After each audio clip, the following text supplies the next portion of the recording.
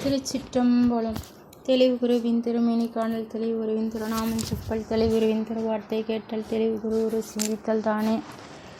ஸ்ரீ மாதவ சிவஞான சுவாமிகள் துதி. கருணை பொழி திருமுகத்தில் திருநீட்டு நுதலும், கண்டாரை வசப்படுத்த கனிந்தவாய் அழகும், பெருமை திரு துறவோடு பொறையுளத்தில் பொறுத்தே, பின்னகனா மலர்த்தார்கள் பிரியாத மனமும், மருவினர்கள் அகலாத ஞானமே வடிவாம், வளத்துரைசை சிவஞான மாமுனிவன் மலர்த்தாள் ஒருபோது நீங்காமல் எமது உளத்தில் சிரத்தில் ஓதிடு நாவினில் என்றும் உண்ணி வைத்தே உரைப்பாம். ஏகம்பத்துரை எந்தாய் போற்றி, பாகம்பெண்ணூர் ஆனாய் போற்றி. ஸ்ரீமத் மாதவ சிவஞான சுவாமிகள் இயற்றியருளிய காஞ்சி புராணம் சைவ உலகத்திற்கு கிடைத்த பொற்களஞ்சியமாகும். கோயில் நகரம் என்னும் சிறப்பு பெயர் காஞ்சி மாநகருக்கு உண்டு. பல கோயில்களில் சிவபெருமான் சக்தியுடன் காட்சி அளித்தாலும் சிறப்பாக காஞ்சி காமாட்சி எனும் சிறப்பு பெயருடைய ஏலவார் குழலி அமையையே குறிக்கும். அடியார்களின் சிறப்பினை தெய்வ புலர் அருளிய பெரிய புராணம் குறிப்பிடும் 63 நாயன்களைப் போன்று காஞ்சி புராணத்திலும் பாயிரம், திருநகரப்படலம், திருநாட்டுப்படலம், பதிகம் தவிர்த்து 63 படலங்களை பாடியுள்ளார். 11ஆம் திருமுறையில் நம்பியாண்டான் நம்பிகள் அடியார்களை சிறப்பித்து பாடியது போல் இந்நூலின் பாயிரத்தில் நூலாசிரியர் நாயன்மார்கள் பலரை பாடியுள்ளார். சேக்கிழா பெருமான் திருஞான சம்பந்தரையே அதிகம் பாடியுள்ளதால் பெரிய புராணத்தை பிள்ளைப்பாதி புராணம் பாதி என்று சிறப்பிக்கின்றோம். அதேபோல் இந்நூலில் தழுவ குழைத்த படலம் அதிக பாடல்களை உடையது. நூலின் பாயிரம் காப்பு பாடலில் விநாயக பெருமானை பொது சிறப்பு என்னும் வகையில் 2 பாடல்களில் பாடி தொடங்குகின்றார். காஞ்சி எனும் சொல்லானது பொருள் சிறப்புடையது. பஞ்சபூதங்களில் ஒன்றாக திகழும் மண் திருவாரூர், காஞ்சிபுரம் ஆகிய 2 தலங்களையும் குறிக்கும். திருவாரூரில் பிறந்தால் எவ்வளவு சிறப்போ அதேபோல் காஞ்சியில் பிறந்தவர்களுக்கு நிலையாமை என்னும் பொருளுக்கேற்ப மறுபிறவி இல்லை என்பதை குறிக்கும். இத்தலத்தை நினைத்தாலே நமக்கு ஏற்படும் துன்பங்கள் நீங்கிவிடும் என்பதை எதிராக காக்கும் அறிவினார்க்கு இல்லை, அதிர வருவதோ நோய் என்ற குறள் விளக்குகிறது.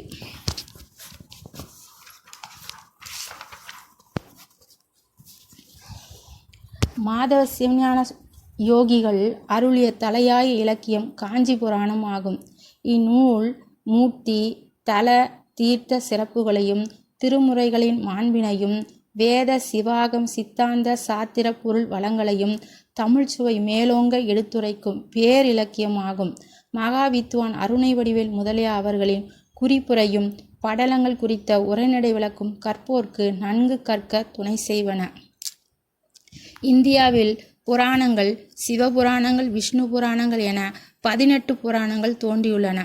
புரா கூட்டல் நவ என்று பிரித்து இதற்கு பொருள் காண்ப. புரா என்றால் புராதன, அதாவது பழமையான என்னும் பொருளும், நவ என்றால் புதுமை என்று பொருளும் அமையப்பெற்றுள்ளன. பழமையான வரலாறு இக்கால நிலைக்கேற்ப நெறிக்காட்டும் வண்ணம் அமைக்கப்பெற்றுள்ளது. ஆகவே புராணம் என்றாயிற்று. பழமையான வரலாறு இக்கால நிலைக்கு ஏற்ப நெறிக்காட்டும் வண்ணம் அமைக்கப்பெற்றுள்ளது. ஆகவே புராணம் என்றாயிற்று. புராணங்களின் வரிசையில் தல புராணம் என்ற ஒரு பிரிவும் உண்டு. அற்புதங்கள் நிகழ்ந்த தலங்களுக்கு அவற்றின் வரலாற்றை உள்ளடக்கிய வகையில் தல புராணங்கள் தோன்றின. மகாவித்வான் மீனாட்சி சுந்தரம் பிள்ளை, சிவஞான முனிவர் போன்ற அருளாளர்கள் தல புராணங்கள் பாடியுள்ளனர். சிவஞான முனிவர் பாடித்தந்த அரிய பெரிய புராணம்தான் காஞ்சி புராணம் என்பது. இப்புராணத்தில் முதற்காண்டத்தை சிவஞான முனிவரும் 2ஆம் காண்டத்தை சிவஞான முனிவரின் மாணக்கராகிய கச்சியப்ப முனிவரும் அருளி செய்தனர். சிவஞான முனிவர் தம் நூலின் முதற்கண் வாழ்த்து கூறும்போது வைரவ கடவுளை வாழ்த்தி ஒரு பாடல் பாடியுள்ளார். அதில் ஒரு நீதியும் அமைத்துள்ளார். எளியரை வலியர் வாட்டின், வலியரை 2 நீர் வைப்பின், அழியற தெய்வம் வாட்டும் எனும் உரைக்க ஐயமன்றே தெளியும் மாவலியை செற்றோர் செகுத்துரைக்க பயம் போர்த்த வலியுலர் கட்சி காவல் வைரவர்க்கு அன்பு செய்வான்.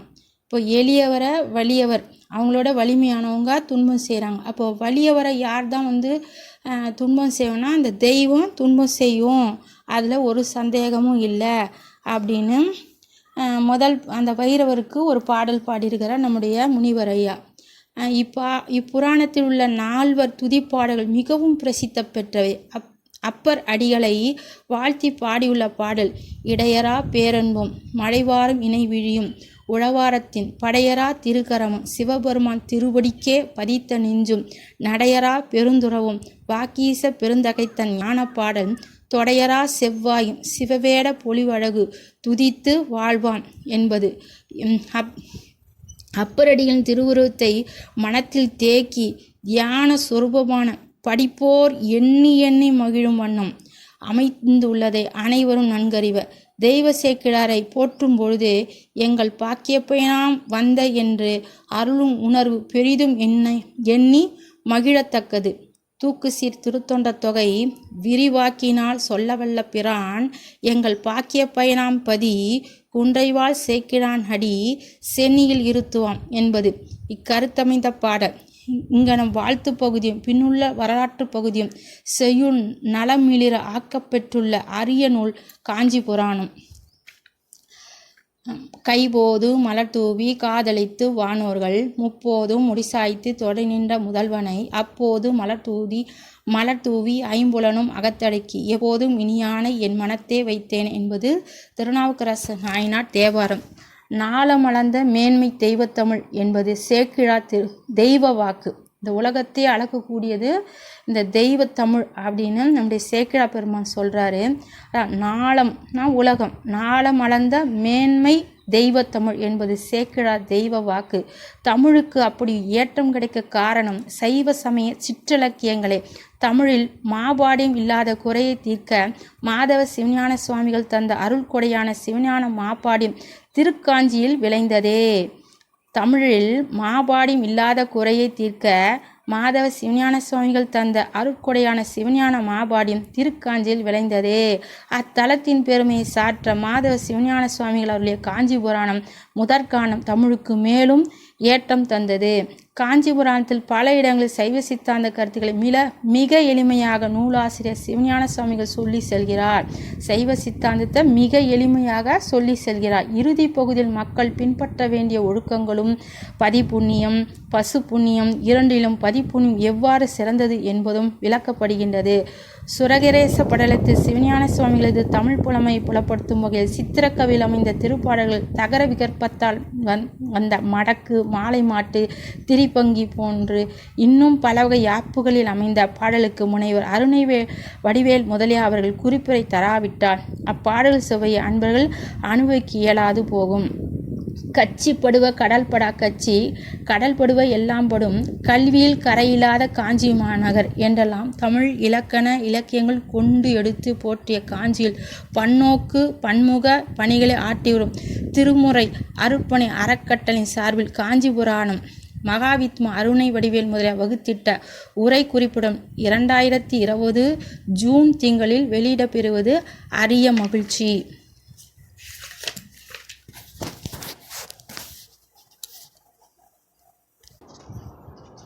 நிலம் நீர் நெருப்பு காற்று ஆகாயம் என்று ஐம்பெரும் பூதங்களாக மறைந்துள்ள எம்பெருமான் நிலம் மண் தத்துவமாக விளங்கும் காஞ்சி ஏகாம்பரநாதனின் பெருமையை உணர்த்தும் காஞ்சி புராணத்தை மக்கள் மனத்தில் பதிய வைப்பது மிகவும் போற்றத்தக்கது.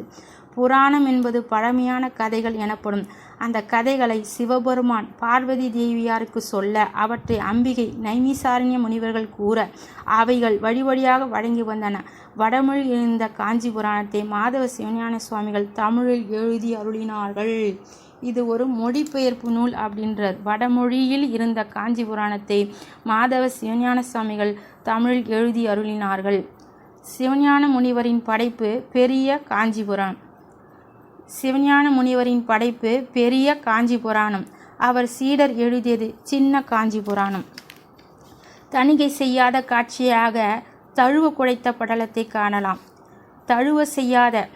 தணிகை செய்யாத காட்சியாக தழுவ குடைத்த படலத்தை காணலாம். காஞ்சி வசிக்க முக்தி, காஞ்சி புராணம் வாசிக்க முக்தி. காஞ்சி வசிக்க முக்தி, காஞ்சி புராணம் வாசிக்க முக்தி. சிந்தனை செய்து உய்யவரும் திருவிளையாட்டு அருமைமிகு கந்தபுரான் சொட்ட கச்சியப்ப சிவாச்சாரை எந்தையவர் அவதாரம் செய் ஏழ்காஞ்சி மான்மியத்தை செந்தமிழில் தருத்துரை செய் சிவஞான தேசிகனே அப்படின்னு இக்காஞ்சிபதியின் மகிமை வடமொழி ஸ்கந்தபுராணம், சனத்குமார சங்கீதை, காளிகா கண்டத்தில், தீர்த்த மானியத்தில் கூறப்பட்டுள்ள 55 அத்தியாயமாகிய பஞ்சாசத் என்கின்ற நூலிலும், சிவபுராணம், பிரம்மாண்ட புராணம் முதலிய பல புராணங்களிலும் திரட்டப்பட்டுள்ள 100 அத்தியாயமாகிய சதாத்தியாயம் என்கிற நூலிலும், மார்க்கண்டேய புராணம், வித்யாகண்டத்தில் பேசப்பட்டுள்ள 14 அத்தியாயமாக காமாட்சி விலாசம் என்ற நூலிலும் கூறப்பட்டுள்ளது. இந்த காஞ்சி புராணம் எங்கெல்லாம் அங்கேருந்து நம்முடைய சுவாமிகள் அந்த நூல்லேருந்து இது எடுத்தாருன்றார். இம்மூன்றிலும் சிவபரத்துவம் கூறும் பஞ்சாட்சத் என்னும் நூலை மாதவ சிவஞான முனிவர் காஞ்சி புராணம் முதற்காணும் என் பெயரில் தென்மொழியில் செய்தொழினார்.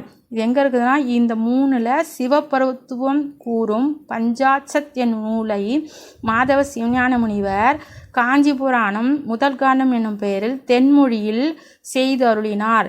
காஞ்சியின் இயற்கை வளங்களை கூறும் சதயம் என்னும் நூலை சிவஞான முனிவரின் மாணக்கரான கச்சியப்ப முனிவர் காஞ்சி புராணம் 2ஆம் காண்டமாக ஆத்து அருளினார். சிவபரத்துவத்தை மறைத்து வடமொழி வாக்கியங்களுக்கு பிற சமயங்கள் கூறும் பொருள்களை மறுத்து உண்மை பொருள் கூறி சைவத்தை நிலைநாட்டுதல் வேண்டும் என்பதே மாதவ சிவஞான முனிவர் இப்புராணத்தை செய்துள்ள நோக்கங்களில் முக்கியமானது ஒன்றாகும். இவர் இந்த நூலை செய்யறதுக்கு முக்கிய காரணம், அந்த வடமொழி வாக்கியத்துலலாம் சிவன்தான் பரம்பொருள் என்பதை மறைச்சி வச்சுருந்தாங்க பிற சமயங்கள்லாம், பிற சமயத்தக்காரர்கள்லாம். அதை உண்மை பொருளை கொண்டு சைவத்தை நிலைநாட்டணும், அந்த ஒரே ஒரு நோக்கம். அந்த நோக்கத்தை நிறைவேற்றதுக்காகவே இந்த நூலை காஞ்சி புராணத்தை நம்முடைய சிவஞான முனிவர் செய்தருளினார் என்றார். சிவபரத்துவத்தை மறைத்து வடமொழி வாக்கியங்களுக்கு பிற சமயிகள் கூறும் பொருள்களை மறுத்து உண்மை பொருள் கூறி சைவத்தை நிலைநாட்டுதல் வேண்டும் என்பதே மாதவ சிவஞான முனிவர் இப்புராணத்தை செய்தருளிய நோக்கங்களில் முக்கியமானது ஒன்றாகும். திருமுறைகளின் பொருளை அறிதற்கு பெரிய புராணம் இன்றியமையாதவாறு போல மெய்கண்ட சாத்திரின் பொருளை அறிதற்கும் உபநிடதம் முதலிய வட நூல்களுக்கு உண்மை பொருள் காண்டற்கும் இக்காஞ்சி புராணம் இன்றியமையாதது ஆகும் என்பார் மகாவித்வான் அருணையார் அவர்கள். சிவஞான முனிவர் இப்புராணத்தில் யாண்டும் வெற்றிடமின்றி ஒவ்வொரு படலத்திலும் ஆங்காங்கு பல அரிய கருத்துக்களை பொதிந்து வைத்துள்ளதை தெரிந்து எடுத்து வரைந்துள்ள குறிப்புரை கற்பார் யாவர்க்கும் பெரும் மகிழ்வை தருவதாகும். ஒவ்வொரு படலத்திலையும் ஏதோ ஒரு செய்தி சொன்னோம், இந்த புராணத்தை சொன்னோம், முடிஞ்சு போச்சு அப்படின்ல, ஒரு படலம் கூட வெற்றிடமாக ஒன்று கூட இருக்காது. ஒரு அரிய பெரிய செய்தியை அங்கே சொல்லியிருப்பார், அது கற்போருக்கு பெரும் மகிழ்ச்சியை கொடுக்கும் இந்த புராணம் அப்படின்றார். காஞ்சிபதியின் மூர்த்தி, தலம், தீர்த்தம் இவற்றோடு தொடர்புடைய புராணங்கள் மூலமாக தலமகிமை, கலையழகு, தத்துவ நுட்பம் கூறி சமய உணர்வையும் இறை உணர்வையும் பக்தி உணர்வையும் ஊட்டுகின்ற காஞ்சி புராணத்தை உலகம் பயன்கொள்ளுமாறு பணிகிறோம். நிலமகளின் திலகமென திகழும் காஞ்சி மாநகரம் எத்திசையில் உள்ளவர்க்கும் இருப்பிட அடையாளமாக கூற வேண்டிய அவசியமின்றி அறியக்கூடிய நகரமாகும். இதனை தெய்வ சேக்கிழா பெருமான் திருக்குறிப்பு தொண்ட அருள் வரலாற்றில் நமக்கு அற்புத செய்தியாக குறிப்பிட்டுள்ளார். தேரொழிக்க மா ஒழிக்க திசை ஒழிக்கும் புகழ் காஞ்சி, தேரொழிக்க மா ஒழிக்க திசை ஒழிக்கும் புகழ் காஞ்சி என்ற வரிகள் நமக்கு அருமையான ஆதார சிந்தனையாக அமைந்துள்ளது. அப்பர் பெருமானும் கல்வியை கரையில்லாத காஞ்சி மாநகர் என்று போற்றுவார். அவரே காக்கும் நாயகன் கச்சி ஏகம்பன் என்னும் நம்பிக்கையும் கூறியுள்ளார். சமயம், மொழி, வரலாறு, கல்வி, தர்க்கம், சாஸ்திரம், புராணம், இலக்கியம், தொழில், கலை, அரசியல் என பல்வேறு கோணங்களில் காஞ்சி மாநகர் சிறப்பினை பெற்றுள்ளமை நாம் அனைவரும் அறிந்தவைகளாகும். இந்நூலினை வடமொழியிலும் தென்மொழியிலும் நன்கறிந்த நுண்மான் புலமிக்க ஞானோத்த போதன ஸ்ரீமத் மாதவ சிவஞான சுவாமிகள் அருளி செய்துள்ளார்கள். இந்நூலில் கூறப்படாத செய்திகளே இல்லை. காஞ்சிபுரம் தன்னை கற்றறிந்தோருக்கு ஞான பெருஞ்செல்வத்தை அளிக்க வல்லது என்பதை பலர் அனுபவிக்க கூற்றாக சொல்வர். காஞ்சி புராணம் தன்னை கற்றறிந்தோருக்கு ஞான பெருஞ்செல்வத்தை அளிக்க வல்லது என்பதை பலர் அனுபவ கூற்றாக சொல்வர். இந்த புராணம் படித்தா என்ன நன்மைன்னு நம்மளுக்கு ஞானம் விளையும் அப்படின்றத கற்றறிந்தவங்க சொல்லியிருக்கிறாங்க அப்படின்னு சொல்கிறார்.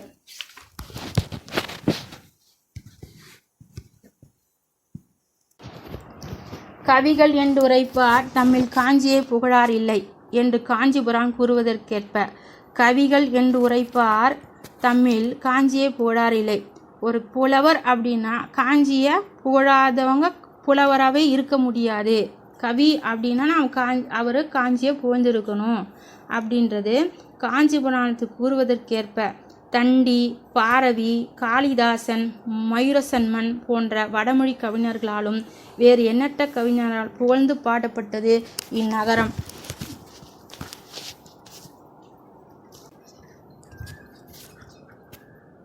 கவிகள் என்று உரைப்பார் தமிழ் காஞ்சியை புகழார் இல்லை என்று காஞ்சி புராணம் கூறுவதற்கேற்ப தண்டி, பாரவி, காளிதாசன், மயூரசன்மன் போன்ற வடமொழி கவிஞர்களாலும் வேறு எண்ணற்ற கவிஞர்களாலும் புகழ்ந்து பாடப்பட்டது இந்நகரம்.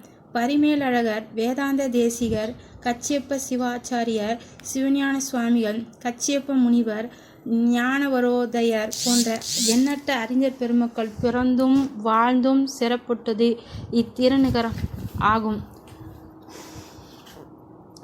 கச்சி காமகோட்டத்தில் அண்ட சராசரமுள்ள ஊனில் வளர் உயிர்க்கு எல்லாம் ஒழியாத கருணையில் ஆன திரு அறம் 32 வளர்த்து ஆன திரு அறம் வளர்த்து அப்பெருஞ்செல்வியாக விளங்குபவள் அம்மை காமாட்சி. அவள் மாவடியில் தான் நிறுவி வழிபட்ட பிருத்திவிலிங்கம் இறைவன் திருவிளையாடல் ஆள் பெருகி வந்த வெள்ளத்தால் கரைந்து விடுமோ என்று அச்சம் கொண்டு அவ்லிங்கத் தழுவ வழிபட்ட கள்ளக்கம்மன் உரையும் பெருஞ்சிறப்பும் உரியது இந்நகர். வேதங்களே மாமரமாக நிற்க அதனடியில் ஏகம் கூட்டல் அம்பரம் தனி மாமரம் ஏக கூட்டல் அம்பரம் தனி மாமரம் ஏகம்பரநாதன்றது தன் தனி மாமரத்தில் வீட்டிருக்கிறவர் தான் ஏகம்பரநாதனாக இறைவன் அருள் புரியும் இத்தல சிறப்பினோடு காஞ்சியின் பிற ஆலயங்கள் துணை நிறுவினோர் வழிபட்டோர் பேறு பெற்றோர் இறைவன் செய்த திருவிளையாடல்கள் போன்றவற்றை கூறி மங்கையோர் பங்குடைய வள்ளல் பெருமைகளை உரைக்கும் நூல் இக்காஞ்சி புராணமாகும். இந்த அரிய நூல் நமக்கு அளித்து அருளியவர் வடநூல் கடலும் தென்னூல் கடலும் நிலை கண்டு உணர்ந்த திருவாடுதுறை ஆதீனத்து முனிப்புங்கவர் மாதவ சிவஞான முனிவர் ஆவார். முனிவர் அவர்கள் காஞ்சிபுராணத்தை இயற்ற காரணம் வடமொழி வாக்கியங்களில் உண்மை பொருள் கூறி சைவத்தை நிலைநாட்டுவதற்கே எனவும் மேலும் திருமுறையின் பொருளை அறிவதற்கு பெரிய புராணம் இன்றியமையாதது போல மெய்கண்ட நூலில் பொருளை யாவரும் எளிதில் விளங்க அறிதற்கும் உபநிடதம் முதலிய வடநூலுக்கு உண்மை பொருள் காண்டற்கும் இன்றியமையாதது ஆகும். தமிழின் தொன்மை தோற்றம் கால எல்லை அறியப்படாமை முதலிய செய்திகளை விரிவாக கூறி தமிழின் தொன்மைனா பழமை தமிழின் தொன்மை தோற்றம் கால எல்லை அறியப்படாமை முதலிய செய்திகளை விரிவாக கூறி விளக்கி தமிழின் உயர்வை தொல்காப்பியம் பொருள் அதிகாரம் 490 சூத்திரத்தின் உரையில் பேராசிரியர் காட்டிய உதாரண செயலை எடுத்து எழுதியும் இவ்விரு செயல்களும் 248 249 ஏதுவும் பயனுமா ஒரு பொருள் மேலன என்று கூறி விளக்கியும் உரையை நிறைவு செய்யும்போது எல்லா மொழிகளுக்கும் தமிழே முன் தோன்றியது என்பதும் ஆரியத்திற்கு பின் தமிழ் தோன்றிற்று எனில் ஒரு வாட்டாலும் பொருந்தாது என்க என்றும் 2ஆம் பக்கங்களில் காரணக்காரியங்களும் விளக்கி உள்ளதுடன் தொல்காப்பியம் பொருளதிகாரம் 409 நூற்பாவுக்கு பேராசிரியர் எழுதிய உரையில் நக்கீர கூறியதாக ஆரியம் நன்று தமிழ் தீது என உரைத்த காரியத்தால் என்று தொடங்கும் என்பாய் எடுத்து இயமும் பாங்கும் போற்றி கொள்ள வேண்டியதாகும். அதாவது தமிழுக்கு முன்னாடி ஆரியம் தோன்றுச்சு அப்படின்னு சொல்கிறவங்களுக்கு அதை இல்லை அப்படின்னு மறுப்பு தெரிவித்து அதை காரணக்காரியத்தோட நிரூபி செஞ்சிருக்கிறாங்க இந்த நூலில். நம் தேசிய கவி சுப்பிரமணிய பாரதியார் தமிழ்த்தாயை பற்றி கூறும்போது தொன்று நிகழ்ந்தது அனைத்தும் உணர்ந்திடு சூழ்கலை வாணர்களும் இவள் என்று பிறந்தவள் என்றுணராத இயல்பினலாம் எங்கள் தாய். இவள் என்று பிறந்தவள் என்று உணராத இயல்பினலாம் எங்கள் தாய் என்று அருளி செய்தவர்களுக்கு அறஞ்செய்து நிற்பதையும் கண்டு மகிழலாம். காஞ்சி புராண ஆசிரியர் ஒழுக்க படலத்தில் இப்புராணம் இன்றியமையாது படிக்க வேண்டியது என்று காரணம் கூறும்போது, இப்புராணம் இன்றியமையாத நூல், படிக்க வேண்டியது.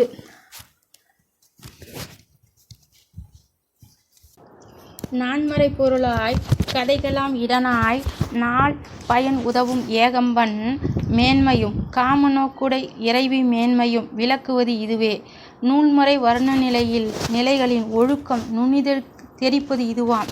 பான்மையால் காஞ்சி புராணமே நாளும் பயிலுற கேட்பது மரபாம். காஞ்சி புராணமே நாளும் பயிலுற கேட்பது மரபாம். இதை நாளும் படிக்கிறது மரபுன்றார். இப்படலத்தில் கூறப்படும் ஒழுக்கத்தை பொது சிறப்பு என பிரித்து விளக்கி அதன் பயனாக சிவபுண்ணியம் செய்து உய்யும் நெறி கூறியும், முக்தியடைய விரும்புவோர் முக்தி நரகங்களில் சிறந்ததான காஞ்சை விட்டு நீங்காது இருக்க வேண்டும் என்று கூறியும் இந்நூல் நிறைவு பெறுகிறது. உலகத்தில் சிறந்த பரதகண்டத்தில் பண்டை காலந்தொட்டே பல இடங்கள் தனி சிறப்புடன் கொள்ளப்பட்டு வருகின்றன. அவை எல்லாவற்றிலும் காஞ்சியே முதன்மை உடையதாகும். உலகிலும் கடல் நெறிலும் கட்டுவல்ல சான்றோர்கள் பலர் இவன் வதிந்திருந்தமை சங்க இலக்கியங்களும் பெறப்படுகின்றது. வடமொழியில் இப்பதி புராணங்களில் மாத்திரமன்றி உபநிடதங்களிலும் பேசப்படுகின்றது என தெரிகின்றது. திருமுறைகளில் இதன் தனி சிறப்பு ஆங்காங்கு மிளிர்கின்றது. இத்தகைய சிறப்பு வாய்ந்த இக்காஞ்சியம் பதிக்கு பல தல புராணங்கள் உள்ளன. அவை கச்சாலை தேசிக இயற்றிய காஞ்சி புராணம், காமாட்சி கல்யாணம் எனப்படும் கலித்துறை காஞ்சி புராணம், சிவஞான சுவாமிகள் அருளி செய்த காஞ்சி புராணம், கச்சியப்ப முனிவர் அருளிய காஞ்சி புராணம் என்பன. இறைவியின் பெருமையை நன்கு விளக்கும் காமகோட்ட புராணம் எனவும் ஒன்று இருப்பதாக தெரிகின்றது.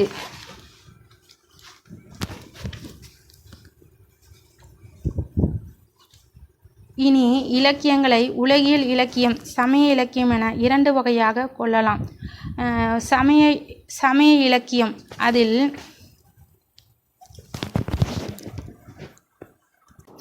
அவற்றுள் சமய இலக்கியத்தில் பெரிய புராணம் முற்றிலும் வரலாறு உரைத்தலாகும். பிரபுலிங்க லீலை உருவகப்படுத்தலாம். புராணங்களில் பல பகுதியில் பயன்பெற வைத்தலாகும். தேவாரம், திருவாசகம், சிவஞான போதம் முதலின திருவுருள் வழிந்து அருளி செய்யப்பட்டவையாகலின் அவை இலக்கியங்களில் வைத்து எண்ணப்படா. பெரிய புராணம் வரலாறு கூறுதல் பற்றி ஈண்டெடுத்து காட்டப்பட்டதாயினும் அதனை இலக்கியத்தில் வையாது திருமுறையில் வைத்து எண்ணுதலே ஆண்டோர் வழக்கு. இது திருவருளால் வந்ததுனால இலக்கியத்தில் வச்சு பெரிய புராணத்தை சொல்லலை. அதை 12 திருமுறைகளை வச்சு சொல்கிறது தான் ஆண்டோருடைய வழக்கு அப்படின்றாரு. ஒவ்வொரு தலங்களுக்கும் ஒவ்வொரு படலம் அமைத்து மிக சுருங்கிய வரலாறுடைய தலங்களை அவற்றுக்கு அணிமையுள்ள விரிந்த வரலாறுடைய தலப்படலத்தில் 2 செயல்களால் கூறி செல்கின்றார். திரு ஏகம்பத்தில் கச்சி மயானம் நீங்களாக உள்ள தலங்களில் வாலிச்சரம், வெள்ளக்கம்பம், கள்ளக்கம்பம், நல்ல கம்பங்களை திரு ஏகம்ப படலத்திலும் ஏனையவற்றை தழுவு குடைத்த படலத்திலும் கூறியிருக்கின்றார். ஆசிரியர் இப்புராணத்தை யானும் வெற்றிடமின்றி ஆங்காங்கு பல அரிய கருத்துக்களை பொதிந்து வைத்துள்ளார். ஒரு படலம் சிறிதாக காணப்படினும் அதன் மிக முக்கியமாக பொருள் ஒன்று வைக்கப்பட்டிருக்கும். உதாரணமாக 13 செயல்களாக சத்ததான படலத்தில் பசு தர்மம் சிவதர்மங்களின் இயல்பையும், 7 செயல்களாகிய பனாத ரேச படலத்தில் பெரியார் சார்பே வேண்டற்பாலது என்பதையும், 11 செயல்களாகிய முப்புராரி கோட்ட படலத்தில் உபாயசரிய உண்மை செறிமுதலின் இயல்புகளையும் விளக்கியுள்ளார். பாஞ்சராத்திரிகள் முதலியோர் சிவபரத்துவத்தை மறைத்தற்கு வடமொழி வாக்கியங்களுக்கு கூறும் பொருளை மறுத்து உண்மை பொருள் கூறி சைவத்தை நிலைநாட்டுதல் வேண்டுமென்பது ஆசிரியர் இப்புராணத்தை இயற்றிய நோக்கங்களில் முக்கியமானது ஒன்றாகும் என்பது அதனை கற்போர்க்கு எளிதில் விளங்கும். சுருங்க சொல்லின் திருமுறைகளின் பொருளை அறிவதற்கு பெரிய புராணம் இன்றியமையாதது போல மெய்கண்ட நூல் பொருளை யாவரும் எளிதில் விளங்க அறிதற்கு உபநிடதம் முதலிய வடநூலுக்கு உண்மை பொருள் காண்பதற்கு இக்காஞ்சி புராணம் இன்றியமையாதது ஆகும். ஆசிரியர் இப்புராண கற்றலுக்கு எண்ணிலும் கூறப்படுகின்ற வரலாறுகளும் ஒழுக்க வகைகளும் தெரிந்துவிடுதல் வேண்டுமென கருதினமையால் பலவகை வரலாறுகளையும் மிருதி ஒழுக்கங்களையும் அவ்வவ்வாறே கூறுகின்றார். ஆசிரியருக்கு இக்கருத்துள்ளது என்பதை ஒழுக்கப்படத்தில் நான்மறை பொருளாய் கதையெல்லாம் இடனாய் நூன்மறை வர்ண நிலையின் ஒழுக்கம் நுண்ணிதழ் தெரிப்பதும் இதுவாம். பான்மையால் காஞ்சி புராணமே நாளும் பயிலுற கேட்பது மரபால் என கூறுதலால் விளங்கும். இனி இலக்கிய சுவைக்கும் இப்புராணம் ஒரு கருவூலமாய் அமைந்துள்ளது. நாட்டுப்படலம் நகரப்படங்களிலும் மற்ற இடங்களிலும் புனைந்துரைகளும் உவமை முதலிய அணிகளும் மிக அழகாக மலிந்துள்ளன. வீரம் இன்பம் முதலிய சுவைகளும் கேட்டாரை அதுவதுவாக்கும் தகையவாய் அமைந்துள்ளன. சொல்லணிகளும் ஆங்காங்கு உள்ளன. ஆசிரியரது சித்திர கவியின் வன்மையை சுரேகரேச படலத்தில் காணலாம். இங்கனம் பலவகையிலும் சிறந்து விளங்குவதாய் இக்காஞ்சி புராணம் இன்றியமையாது கற்கப்படும் இலக்கியம் ஒன்று என்பது தமிழ் உலகம் அறிந்தது ஆகலின் அதனை ஈண்டு எடுத்து கூறுதல் மிகையாகும். திருச்சிற்றம்பலம்.